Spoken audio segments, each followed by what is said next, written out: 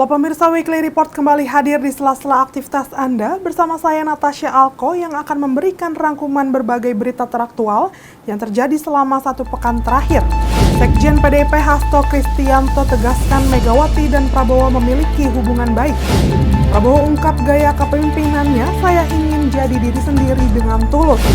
Balik sepakat RUU Kementerian Negara bakal jadi usulan inisiatif DPR. Berikut berita pilihan selengkapnya.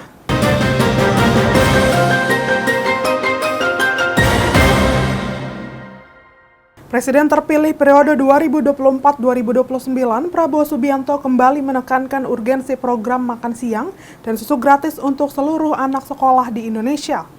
Presiden terpilih periode 2024-2029, Prabowo Subianto, kembali menekankan urgensi program makan siang dan susu gratis untuk seluruh anak sekolah di Indonesia. Hal itu kembali ia tegaskan dalam wawancara eksklusif dalam program Talk to Al Jazeera. Menurut Prabowo, program makan siang dan susu gratis yang akan dialokasikan kepada kurang lebih 80 juta orang bersifat mendesak dan patut disegerakan demi masa depan anak-anak Indonesia. Prabowo pun menegaskan dirinya sudah mempelajari dan sudah memperhitungkan kebijakan tersebut, terlebih tujuan utama adanya program makan siang dan susu gratis ini tidak hanya sekedar menekankan angka stunting yang masih melonjak pada anak-anak di Indonesia, melainkan agar anak-anak di Indonesia dapat tumbuh kembang dan mendapatkan gizi layak. Lebih lanjut, dirinya menyebut sudah melakukan uji coba program makan siang dan susu gratis tersebut secara berangsur di wilayah Kalimantan dan Timur Indonesia. Dirinya optimistis salah satu program prioritasnya itu akan berlangsung dengan baik dan teralokasi kepada seluruh anak-anak Indonesia demi masa depan mereka yang gemilang. I think free meal program is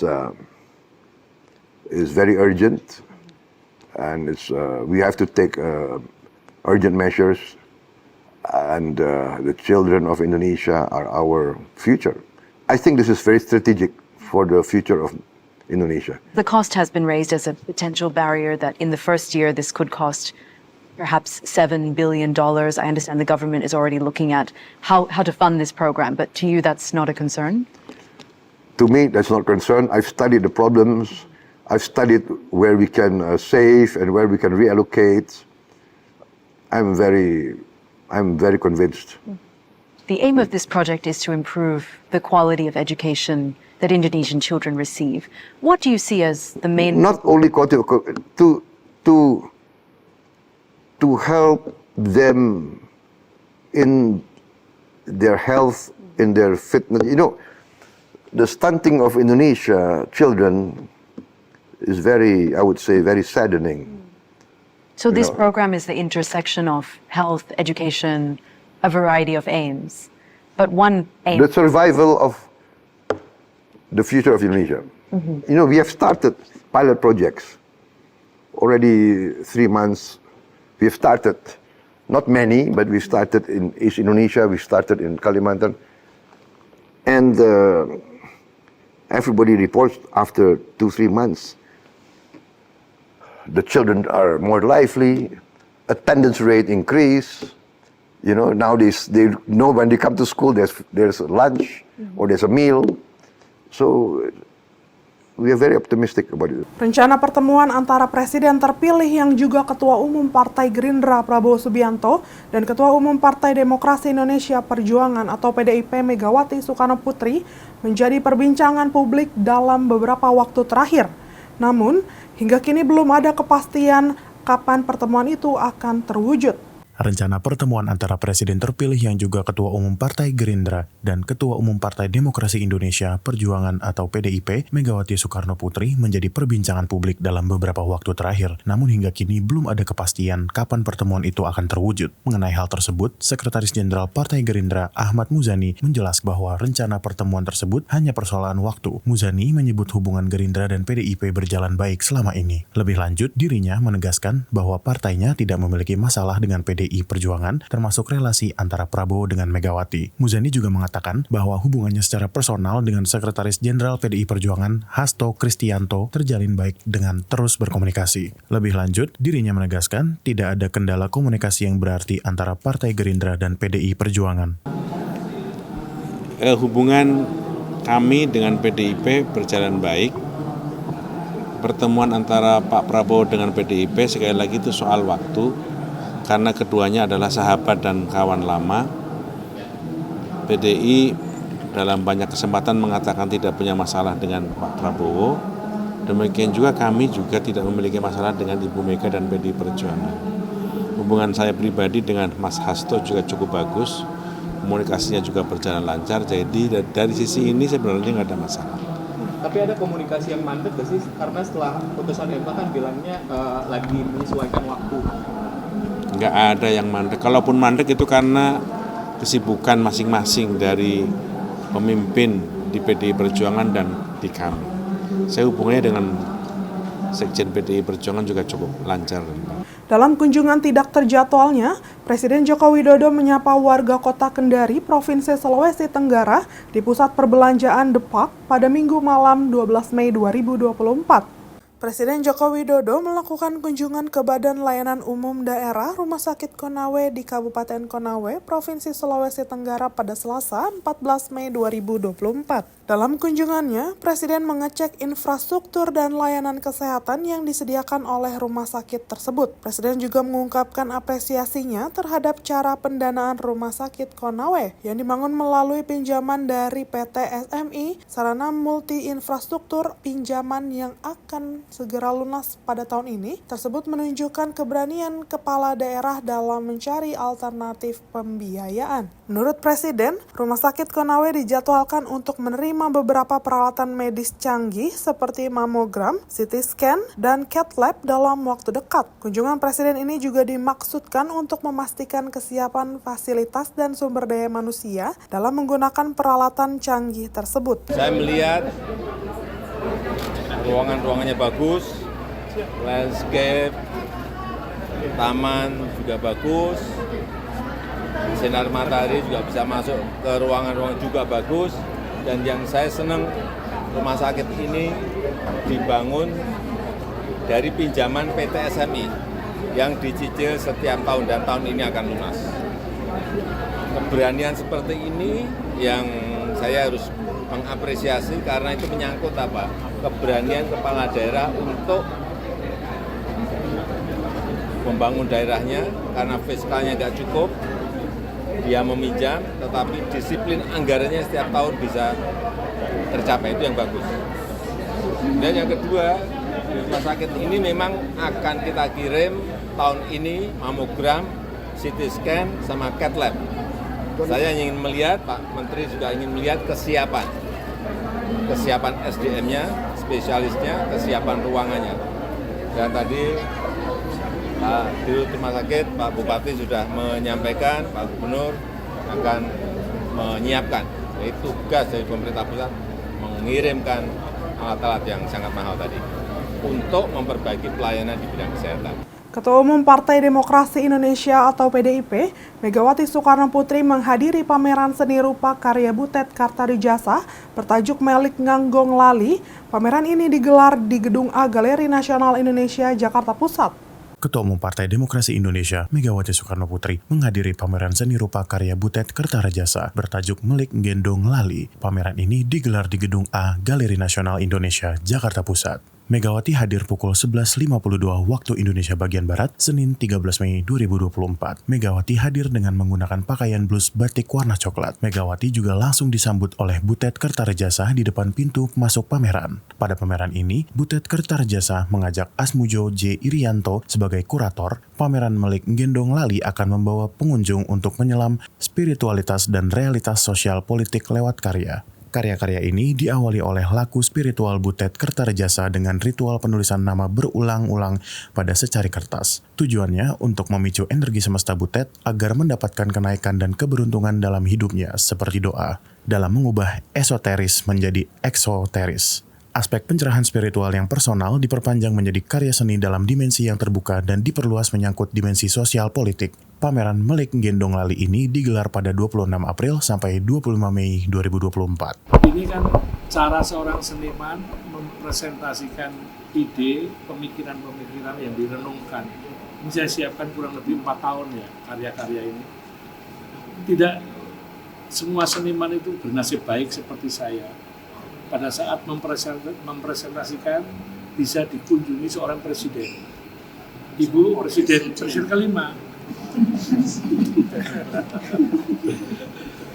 Tidak ada mantan. Ya. Ini bagi saya sebuah kemewahan, sebuah kehormatan. Saya merasa mendapat satu apresiasi yang luar biasa dan merasa tidak sia-sia yang saya kerjakan. Kedua, juga saya ingin menyampaikan kepada Ibu melalui karya ini, bahwa saya itu sebagai seniman, itu tidak terikat pada batas teritori. Saya itu juga pelukis, Ibu juga tahu saya seorang pemain teater, saya juga seorang penulis. Jadi tidak ada batas-batasnya. Seniman itu adalah orang kreatif yang bisa melintasi batas. Dan ini satu. Sekretaris Jenderal PDI Perjuangan atau Sekjen PDIP, Hasto Kristianto menegaskan hubungan antara Ketua Umum PDIP Megawati Soekarno Putri dan Presiden Republik Indonesia terpilih 2024-2029 Prabowo Subianto dalam keadaan baik. Sekretaris Jenderal PDI Perjuangan atau Sekjen PDIP Hasto Kristianto menegaskan hubungan antara Ketua Umum PDIP Megawati Soekarno Putri dan Presiden Republik Indonesia terpilih 2024-2029 Prabowo Subianto dalam keadaan baik. Hasto mengatakan hubungan antara Megawati dan Prabowo sangat baik, saling menghormati dan juga memiliki kesejarahan yang panjang. Hal ini dirinya sampaikan saat menemani Megawati Soekarno Putri dalam kunjungannya ke Galeri Nasional Indonesia, Jalan Merdeka Timur, Jakarta Pusat pada Senin 13 Mei 2024. Hasto juga menyebut ada kemungkinan pertemuan antara Ketua Umum PDIP Megawati Soekarno Putri dan Ketua Umum Partai Gerindra Prabowo Subianto pada momen 17 Agustus mendatang. Soal Prabowo ingin membentuk klub presiden, Hasto menyampaikan Megawati sudah tahu sebab Ketua Umum PDIP itu selalu mencermati dinamika kehidupan politik nasional. Seperti yang sering kami sampaikan bahwa secara pribadi hubungan antara Ibu Megawati Soekarno Putri dan Pak Prabowo adalah hubungan yang baik, saling menghormati dan juga memiliki kesejarahan yang panjang. Sehingga tentu saja ini menjadi suatu landasan yang baik di dalam membangun bangsa dan negara ke depan. Anggota Komisi 1 DPR RI TB Hasanuddin mengatakan larangan tayangan eksklusif jurnalisme investigasi bisa menghancurkan demokrasi, apalagi pers merupakan pilar keempat demokrasi. Anggota Komisi 1 DPR RI TB Hasanuddin mengatakan larangan tayangan eksklusif jurnalisme investigasi bisa menghancurkan demokrasi, apalagi, kata Hasanuddin, pers merupakan pilar keempat demokrasi. Meski begitu, politikus PDIP menilai pers yang bebas tetap perlu kehati-hatian. Hal itu lantaran produk yang dihasilkan untuk kepentingan rakyat. Hasanuddin juga menyebut soal poin dalam draft yang belait itu yang dinilai tumpang tindih aturan penyelesaian sengketa jurnalistik antara Dewan Pers dan Komisi Penyiaran Indonesia. Menurutnya, KPI khusus untuk sengketa penyiaran, sedangkan produk tulisan yang bermasalah diselesaikan di Dewan Pers. Hasanuddin menjelaskan, sengketa jurnalistik penyiaran diatur dalam pasal 42 ayat 2. Belait itu memberi wewenang KPI sesuai aturan undang-undang. Dan dalam pasal 51 huruf E, sengketa hasil keputusan KPI bisa diselesaikan lewat pengadilan. Kita berbicara dalam hal investigasi ya. Karena yang kami dapatkan masuk itu bahwa investigasi jurnalis itu akan sama kalau dilarang itu sama dengan memberangus demokrasi. Saya kira ada benarnya juga sih. Tetapi tentu dalam kebebasan itu kita juga harus ada kehati-hatian untuk kepentingan masyarakat. Pak, soal beberapa koalisi masyarakat sipil menolak ini, bahkan terdapat juga tumpang tindih kewenangan terkait sengketa jurnalis di Dewan Pers. Bagaimana nantinya penyelesaiannya? Begini ya, kita punya banyak pengalaman antara KPI dengan Dewan Pers. Kalau KPI itu khusus untuk penyiaran, tapi kalau produk jurnalis yang umumnya tulisan dan lain sebagainya itu ke Dewan Pers.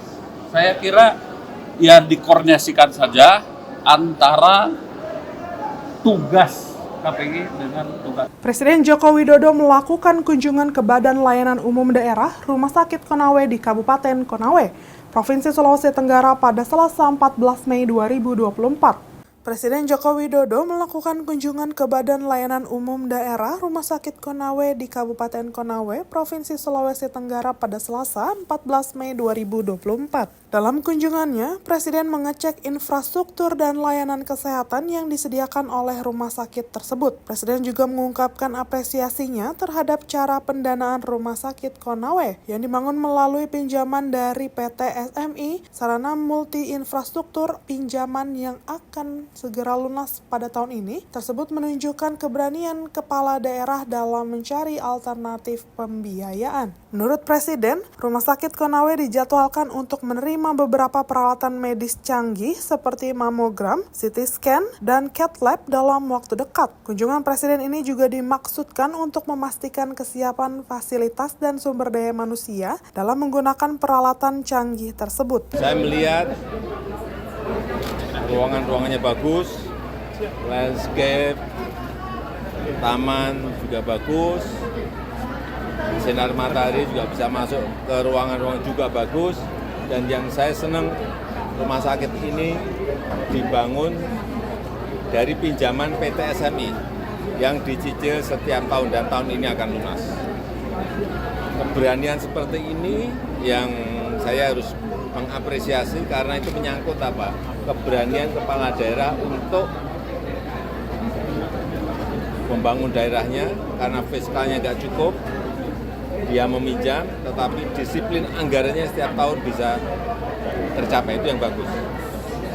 Dan yang kedua, di rumah sakit ini memang akan kita kirim tahun ini mamogram, CT scan, sama CAT lab.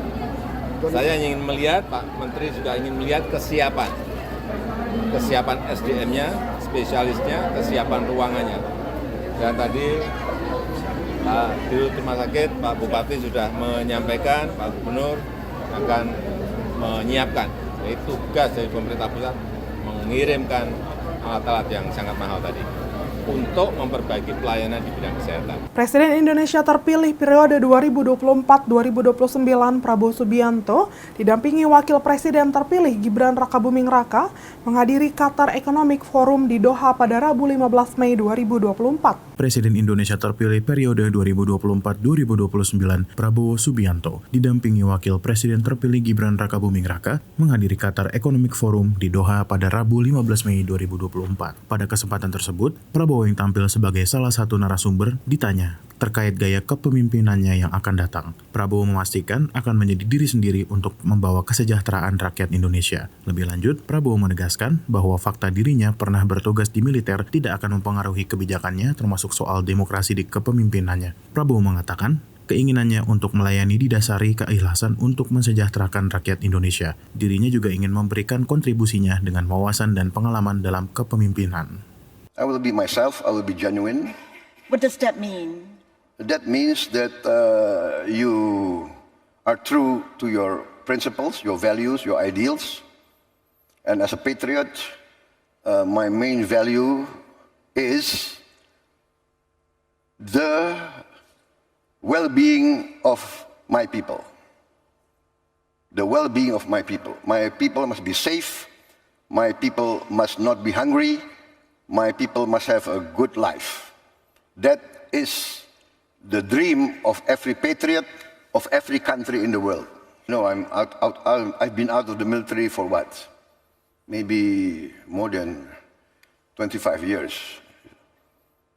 So I think it's just, it's a, what do you call it? It's a non sequitur. It doesn't relate to any. But why don't you ask the Indonesian people? I go to elections already 4 times. I go to my people. I ask their consent.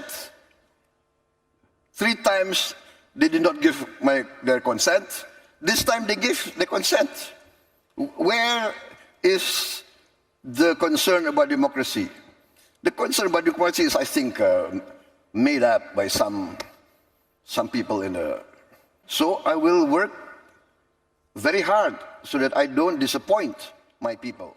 The legacy we want to leave behind is a good reputation, a good name in the history of our country. I grew up in many countries and I saw my people, many of them are very poor.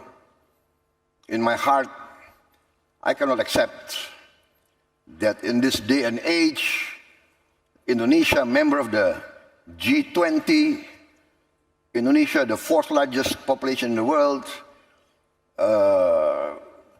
many of my people are still living a very, very difficult life. And that is what drives me. I want to do my bit. I want to make my contribution with my insights, with my experience, with my leadership. I believe I can contribute a lot to bettering the life of my people. Badan Legislasi DPR membahas revisi Undang-Undang Nomor 39 Tahun 2008 tentang Kementerian Negara dalam rangka menindaklanjuti putusan Mahkamah Konstitusi pada tahun 2011. Pembahasan ini turut membuka peluang terhadap penambahan jumlah kementerian sesuai kebutuhan Presiden dengan memperhatikan efektivitas penyelenggaraan pemerintahan. Badan Legislasi DPR membahas revisi Undang-Undang Nomor 39 Tahun 2008 tentang Kementerian Negara dalam rangka menindaklanjuti putusan Mahkamah Konstitusi pada tahun 2011. Pembahasan ini turut membuka peluang terhadap penambahan jumlah kementerian sesuai kebutuhan Presiden dengan memperhatikan efektivitas penyelenggaraan pemerintahan. Revisi Undang-Undang Kementerian Negara bakal segera dibawa ke rapat paripurna untuk ditetapkan menjadi usul inisiatif DPR. Revisi ini sudah mendapatkan persetujuan di tingkat Badan Legislasi dalam rapat yang berlangsung pada Kamis 16 Mei 2024. Ketua Balik DPR Supratman Andi Adgas mengatakan pihaknya masih belum mengetahui kapan revisi undang-undang ini akan dibawa ke paripurna untuk disahkan sebagai usul inisiatif DPR. Setelahnya, pimpinan DPR akan mengirimkan draft RUU Kementerian Negara kepada Presiden. Dari situ, Presiden akan menunjuk siapa perwakilan pemerintah yang akan membahas revisi Undang-Undang Kementerian Negara bersama DPR. Pratman mengaku bersyukur proses penyusunan revisi Undang-Undang Kementerian Negara berlangsung lancar. Menurutnya, semua fraksi melalui pandangan mini dalam rapat hari ini menyetujui untuk revisi Undang-Undang Kementerian Negara bisa dibahas di tahap selanjutnya. Untuk jadi usul inisiatif ya. Jadi revisi Undang-Undang Kementerian Negara sudah diputuskan untuk menjadi RUU usul inisiatif DPR. Dan selanjutnya kami akan serahkan ke pimpinan untuk diparipurnakan supaya menjadi draft resmi usulan DPR, dan setelah itu nanti pimpinan DPR akan mengirim ke Presiden. Kita berharap apakah Presiden nanti siapapun yang akan ditunjuk untuk dilakukan pembahasan lebih mendalam dalam pembicaraan tingkat 1 yang akan datang. Dan kami bersyukur ternyata bahwa semua fraksi setuju dengan berbagai macam catatan-catatan yang ada, yang sifatnya adalah dalam rangka prinsip yang pertama. Semua menghargai perubahan ini dalam rangka memperkuat sistem presidensil kita. Bahwa presiden itu, siapapun presidennya, tidak boleh dikunci terkait dengan angka menyangkut soal jumlah kementerian maupun nomenklatur kementeriannya. Sehingga nanti kita berharap bahwa efektivitas pemerintahan itu bisa berjalan dan itu dipikirkan sesuai dengan visi misi presiden, khususnya presiden terpilih ataupun siapapun presidennya, prinsipnya seperti itu. Dan karena itu sekali lagi ini sesuai dengan Undang-Undang Dasar kita. Pak, tadi kan meskipun seluruhnya menyetujui, tapi ada partai yang memberi catatan, salah satunya PKS, kemudian juga PDI gitu ya. Nah, ini yang akan dibahas di tingkat selanjutnya dengan draft yang sudah disepakati hari ini, atau yang catatan-catatan tersebut akan kembali dibahas ya Pak? Iya, pasti akan tetap dibahas nanti, karena kan nanti ini baru usulan draft inisiatif. Nanti akan kita bahas bersama dengan pemerintah, kita menunggu nanti Presiden bisa mengirimkan. Demikian rangkuman berita kali ini, jangan lupa tetap saksikan Weekly Report untuk update berita selanjutnya. Tayang setiap minggu hanya di Berita Nasional TV. Saya Natasha Alko dan kru yang bertugas pamit undur diri. Selamat berakhir pekan dan sampai jumpa.